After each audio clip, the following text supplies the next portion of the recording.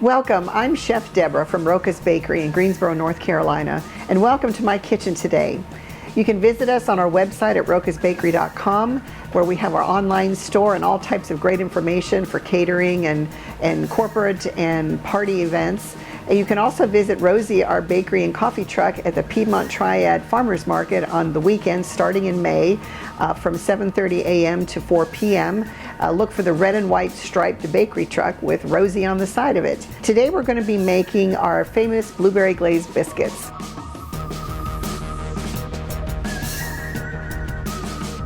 So we're going to start with 3 cups of flour. We have half a cup of sugar. We've got 2 teaspoons of baking powder, a half a teaspoon of baking soda, and 1 1/4 teaspoons of table salt. We do have about a cup and a half of fresh blueberries, and we have a cup and 2/3 of whole buttermilk. Everything has to be cold. We are not making cakes where, if you've seen other episodes, or we're making cookies where everything has to be room temperature. When we're making butter, we're making pie doughs, everything needs to be cold so they turn out nice and super flaky. Cut your butter up and put it in the freezer for about 5 minutes and chill it extra hard so that it's nice and cold. So we're going to start out by measuring our flour. Now when we measure our flour for cakes or biscuits or anything like that, we want it, what we call, aerate the flour a little bit. So if you have it in a big container or your canister on your kitchen counter, we just want to move it around a little bit with your cup, and then we just want to take some up, and if you have a butter knife or a bench scraper, and just scrape it off like that. So otherwise, if you will pack it too much in the measuring cup, and you'll add too much flour to the recipe. So we want to be sure that it's the right amount. So we've got our 3 cups of butter. We're going to go ahead and put that aside here. We're going to add all of our dry ingredients at once. We've got our half a cup of sugar. We've got our baking soda and baking powder. And we've got our salt. And we're going to do this with our fingers. Biscuits, you cannot make biscuits with anything else but your fingers. So we're going to push this around a little bit. Now, one of the reasons that we add baking soda and baking powder to this recipe is because we're using buttermilk, and buttermilk is an acid. And anytime you see a recipe with buttermilk in it, or lemon juice, or anything like that, you're going to more than likely see baking soda. Because baking soda is activated by the liquid, baking powder is activated by the heat. So we get a double leavening process when you're using both of those ingredients. So we're going to add the lemon zest as well. And the lemon with the blueberries is just absolutely fantastic. So we're gonna just aerate that lemon zest a little bit. So we're going to take our 10 tablespoons of cold butter. We're going to dump it in here, and then we're going to break it up, as you've seen me, if you watch any of our other episodes, you've seen me do before. Danish blitz dough or our puff pastry dough, we're just going to smush the butter and make long, thin pieces of butter, so that when we add the buttermilk, we mix it together, it's going to be nice and flaky. So we're also going to, when these biscuits come out of the oven and cool a little bit, we're going to brush them with the melted butter and honey mixture together, and then we're going to glaze them. So while the buttermilk, or while the biscuits are in the oven baking, you can go ahead and make the glaze. And that is a couple cups of powdered sugar, and a teaspoon of vanilla, 1/8 of a cup of cream or milk, whatever you have on hand, and mix it together until it's smooth. And you want a fairly thin glaze.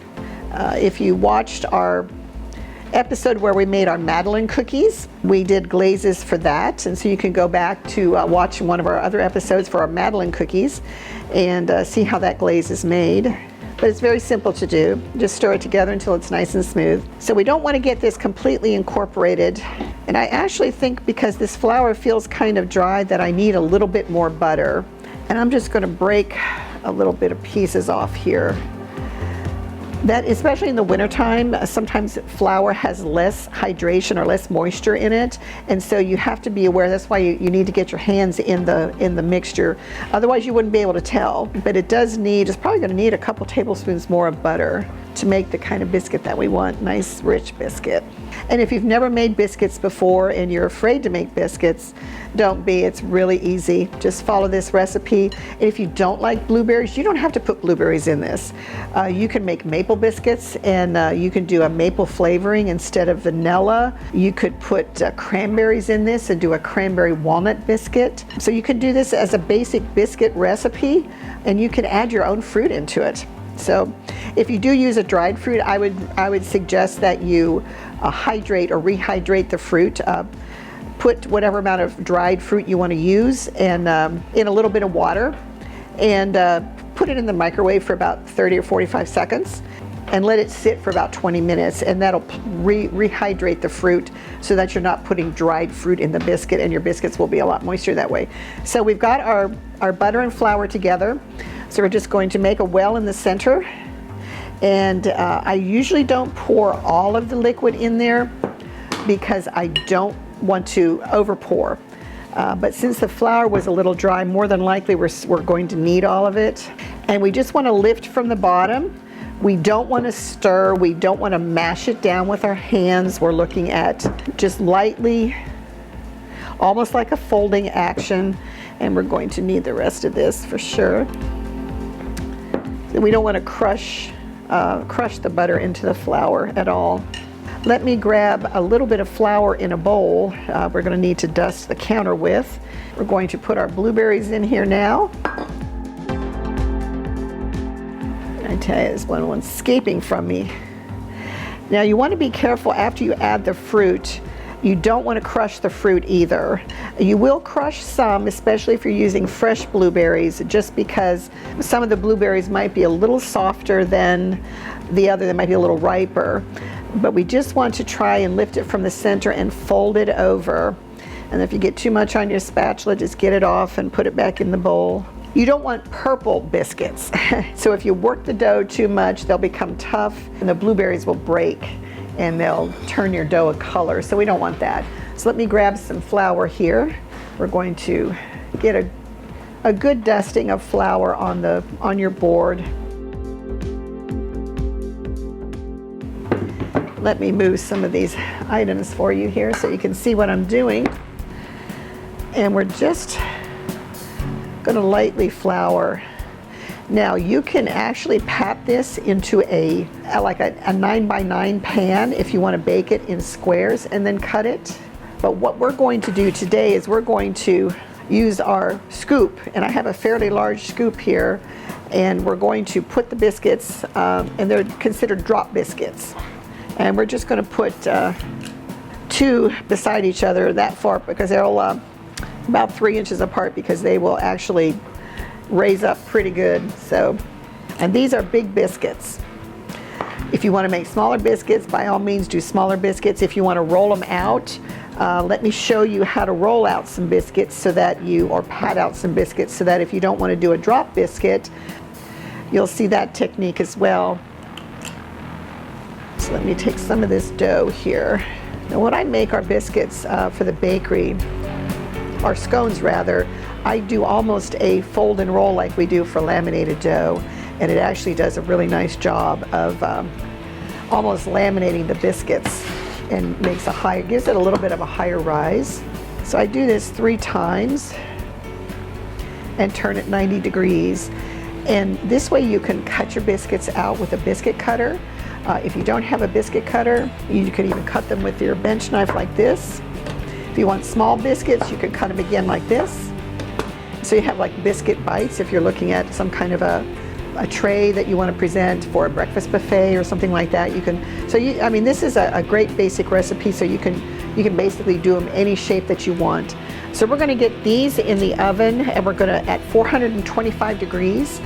They'll take between 15 to 18 minutes to bake, and then we'll come back when they're just come out of the oven, we'll glaze them. We'll see you in a few minutes.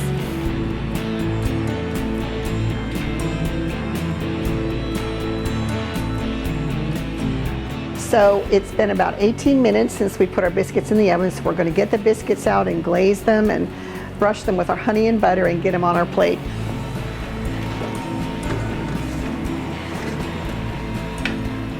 As you can see, they're beautifully golden brown. They look gorgeous. So we're going to, when we take them out of the oven, we've got our honey and our melted butter that we had mixed earlier. We just want to brush the tops of them. So we're getting a little bit of sugar in the biscuit. We're getting some honey and some butter on top of the biscuit, and then we're going to add some more glaze, so it's just a really nice. And you'd think with all this, the sweet that we're brushing, that it would be sweet, but it's not. It is not a savory biscuit by any stretch of the imagination. This is a Southern blueberry biscuit. So the South, we like our sweets, and we love our blueberry biscuits. So this is one of my husband's favorite biscuits. Now, I had mentioned before we put these in the oven that if you want to put it in an 8x8 pan, you can do that, but you need to, I want to talk about the baking time. The baking time, or a 9x9 pan, because they do raise pretty high, so it's almost going to look like a blueberry cake rather than a biscuit. So that's why I suggest putting it in a 9x9 pan, because it won't be quite as tall. When you put it in the pan, take a knife and just score down into the pan with a knife so that it scores the dough, so that when you bake it, there's marks there so that you can cut it more easily, because it is a biscuit dough, so that it will tend to crumble if you try to cut it. So scoring it before it's baked is the great way to do it. The same degree, 425 degrees, for probably 20 to 25 minutes, and start checking it at about 20 minutes to see. And if you need to bake it longer than 25 because your oven might not bake as hot, then just keep it in there until the tester comes out clean and it's nice and golden brown on the top. So we're going to go ahead and put these aside for a minute, and we're going to make our glaze. And because I love lemon with my blueberry, we're going to use lemon juice. This is a juice of 2 medium-sized lemons, and we're going to put just a little bit of vanilla in it, just to give it a little bit of warmth. And we're going to see how much more liquid we need to add to get the consistency of the glaze that I want. So if you've watched any of our other episodes, you'll know that it just takes a tiny bit of liquid to bring down 2 cups of confection sugar. And it looks like we might need just maybe a tablespoon of milk. Now you can also add more lemon juice if you want it a little bit more lemony. But I find sometimes that the juice of 2 lemons with this glaze and this recipe works great to balance out the flavors, because you don't necessarily want to have an overpowering lemon flavor that will take away from the fresh blueberries, because the blueberries they're the star of this biscuit.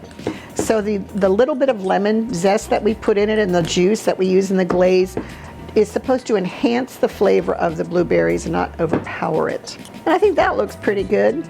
So the juice of 2 medium lemons and about a tablespoon of milk. So we're going to leave it at that. And we want to do this while the biscuits are hot. So if you have a cooling tray at home, by all means you can use that. If you don't, you can just take a tablespoon and you can just do it right on the tray. And you can see how glossy the biscuits are from the honey and the butter. This makes me hungry. I think I might have to eat one of these. The warmth of the biscuit will actually kind of heat up the glaze a little bit. And you don't want to put too much on it. You just want to put a little bit, because we do have the sweet honey on there already. If you want to make a looser glaze and have a lighter glaze on your biscuit, just add a little bit more milk. It's your biscuit, so you get to make it how you want. You don't have to eat someone else's biscuit and eat their glaze. You can do it exactly how your family likes it. So this spoon set that I brought with me to the filming studio belonged to my mother. And my mother passed in June 18th of last year, rather. And so I thought, it'd be nice to take something from Mom's up here to share with everybody. So I've been using her measuring teaspoon set, and I think she had this when I was a little girl, and I won't tell you how old I am, but it's been a long time ago. So she had it. I think it was probably a wedding present, if I remember what she told me, when her and Dad got married. So Mom, you're with us today, helping make our blueberry biscuits. And just let the biscuits cool and let them set for maybe 6, 7, 8 minutes, something like that. You want the the glaze to set a little bit before you plate them. They don't last that long in my house. The glaze doesn't get to set. If my husband sees them on the counter, they're gone. So same with our grandkids. So we'll just go ahead and let them set up, and then we'll put them on a plate for you, and then you'll be able to try them at home and enjoy the Southern Blueberry Biscuits with glaze from Roca's Bakery. See you in a few minutes. So this is our beautiful Roca's Blueberry Glazed biscuits for your family to enjoy. Please try this recipe. It's absolutely delectable, and I know your families are going to absolutely love it. Great for Christmas morning, New Year's morning, or any morning or afternoon or after dinner snack that you would want. So join us in our next segment on this episode when we're going to be doing Roca's banana pudding. So see you in a few minutes to make that special dessert.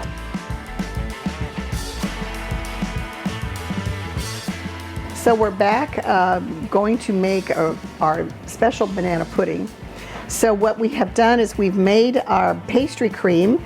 So if you go watch episode 10 of our spring series, we have made our pastry cream on that episode. So you can follow along and make it. And I like to make it a day ahead of time and put it in the cooler so it's nice and stiff. And then we add some whipped cream, sweetened whipped cream, which is called chantilly cream, to the pastry cream, and we fold it in and just let it sit in the cooler. You can assemble the banana pudding at the same time, but make sure you make your pastry cream the day before so it sets overnight and it sets up really nice and firm for you. So we've got probably 8 bananas sliced. We've got a 9x13 dish, and of course the famous vanilla wafers. These are minis. Sometimes I use the minis, sometimes I use the regular size. It just depends on what your family likes. My husband, he just likes the cookies, so it doesn't matter what size. And we also have a bag of whipped cream fit with a star tip that I use to decorate the top, because I keep saying we eat with our eyes first, and so we want it to look pretty. So we're going to put just a small amount, maybe a half a cup, down on the bottom of the pan. We're going to spread it out a little bit, and this is just so that the cookies will stick, so that they don't slide around on the bottom when you're trying to put a layer of cookies on. It just acts kind of like a glue. And what I just do is I just take a bunch in my hand and I crush them up. I don't crush them up to a powder, but just chunks, because they're the minis, so you can you just break them up with your fingers, crush them in your hands, just so that they're broken up a little bit so that you don't get a big mouthful of cookie. You can get the bananas and the cookie together, and if you don't get them all broken up, that's fine too. I think every Southern woman has her own way of doing her banana pudding. And I think it depends on what kind of time you have. I know a lot of women use the Jell-O instant banana pudding. Some use the banana pudding and cook it on the stove top. But I tell you, as a pastry chef, it just doesn't taste the same as fresh pastry cream. Now, if you want to flavor your pastry cream with a banana extract, please do that. I use a banana emulsion, which is a little bit different than an extract. We get from our wholesale supplier. So we want to put a good layer of cookies on the bottom. Now what I usually do when I make banana pudding is I put it in what we call a trifle bowl, which is a bowl with straight up and down sides. It's on a little pedestal, and you can get them at department stores, sell them. They're less than $10, and it really makes a nice presentation, and you can see all of the layering. So you'll probably, in a regular 8-inch trifle bowl, you can get 3 layers of banana pudding in there if you want to, which makes for nice if you're serving a large family. So we've got a good amount of cookies there. We're going to just go ahead and lay our bananas down in there. And I like a lot of banana pudding. If you've ever been to someone's house or to a restaurant and they're making banana pudding, there's no bananas in the banana pudding. It's like, where's the bananas? And they got banana flavored pudding, but there's no real bananas. So I like to put a lot of bananas in my banana pudding. So it's basically just an assembly. Once you get the pastry cream made the day before, whip your cream if you don't want to use fresh whipping cream, if you like Cool Whip better. That's completely up to you. So we're going to start then with a layer of pastry cream. Again, that's been lightened with our sweetened whipped cream or chantilly cream. Put some blobs in here. And we're going to take our spatula and we're just going to spread it around. And then we're going to repeat it again. Now, for those of you who don't live in the South and maybe have never had banana pudding, it is really, really good. It's a very traditional Southern dessert. If you've never had it, you need to make it because it is absolutely wonderful. I remember one time we were hosting a Habitat for Humanity event at our house, and we had about 35, 40 kids from inner city Chicago that had never been out of the city before, and I had a big buffet set up on our carport. They had never had banana pudding, they didn't even know what it was, so all the boys wanted to eat it, but they were afraid to eat it, so they sent a couple of girls over to try it and find out what was going on in that big old pan with all that stuff on it and the cookies. And so as soon as the girls gave them the high five that it was really, really good, it was devoured in less than 5 minutes. Just funny. They had a good time eating Southern cooking and Southern desserts and playing football in our big yard, and it was a nice time. We've got cookies here. We're going to lay down more bananas. And you know, you don't have to be fussy with this. When I finish it off, I'm usually fussy about how it looks because I'm making it for the bakery and we do special decorating with it. But you know, for the home baker, you don't have to be quite as fussy, or you can if you're wanting to take it to church social for your homecoming lunch or whatever. It's a great thing to do. So we're going to add some more pastry cream. This 9 by 13, this is about as much as we're going to be. We're not going to be able to get a third layer in here by any stretch of the imagination. So we're just going to carefully push it into the corners to fill everything, and make sure your bananas are covered, because all of you know that if you've had a sliced banana sitting on the counter, it turns brown very quickly. So the pastry cream will actually seal it so no air is getting to the bananas so they won't brown. We want to get enough so that we don't see shadows of banana through it either, so we could probably get the rest of this in there. Okay, so that's about done there. So we're going to go ahead and what I like to do, just as more of a decoration, and place them around the outside like this, facing in, so the domed side faces in, and it just gives it a nice little finish. And then we're going to do some little edging with our whipped cream. I've got a star piping tip in here in my bag, and it just gives it a real nice finish. And if you never hear me say it again, it's we eat with our eyes first. So make it pretty, even if it's for you, especially if it's for your family. You know, the kids and I, we used to, once a week we'd get our good china out and we'd eat on our good china, because people put, you know, they have all this beautiful china and silver and crystal, and it stays in the china cabinet and comes out at Christmas or Thanksgiving maybe. Never use it, but we always like to make some of our weekly meals special, so we'd get out our crystal glasses and our fancy china, and the three of us would sit and eat together on fancy stuff, and I'd make a little bit of a fancy dessert or make it look fancy, and it was a nice time for kids to feel special.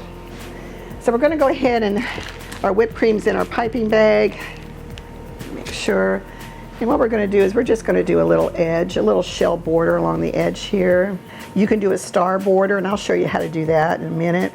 And if you've never worked with a piping bag before, it's very, very easy. As you can see, I just squeeze a little bit and then bring it up and move it forward, and it makes a little dome, and it looks like a shell. That's called a shell border. So you can, this is one of the very basic, easy kind of borders that you can learn to do. Whatever you feel like. If you feel like a rose that day, make rosettes. If you feel like a shell, make a shell. But you can see how pretty that makes it. And sometimes what I do is I just take and make little rosettes like this, and I'll go all over the top of it. But today we're not going to have enough whipped cream, so we're just going to do one big rosette in the center. Then I'd like to take a little bit more crushed cookies and put over the top, just as a finish. You know, if your family doesn't like whipped cream and you don't want to put whipped cream on the top, you don't have to do it. But I think it gives it a really nice finished look to it. Like I said, I usually cover the top with the whipped cream, so make sure you whip enough cream so that you have enough to do. It'll probably take about 4 cups on a pan this size. Stick a little cookie right in the top there. So there we go. That is Roca's banana pudding. So we've done our delicious, tender blueberry glazed biscuits and our famous Roca's banana pudding. This is Chef Deborah from Roca's Bakery in Greensboro, North Carolina. Visit us at our website at rocasbakery.com or come to the Piedmont Triad Farmers Market in Greensboro, North Carolina every weekend starting in May from 7:30 a.m. to 4 p.m. and look for Rosie, the red and white bakery coffee truck. And we'll have some of our delicious pastries and desserts and all of our full espresso bar there and Italian cream sodas. This is Chef Deborah signing off for today. Thank you for coming to my kitchen.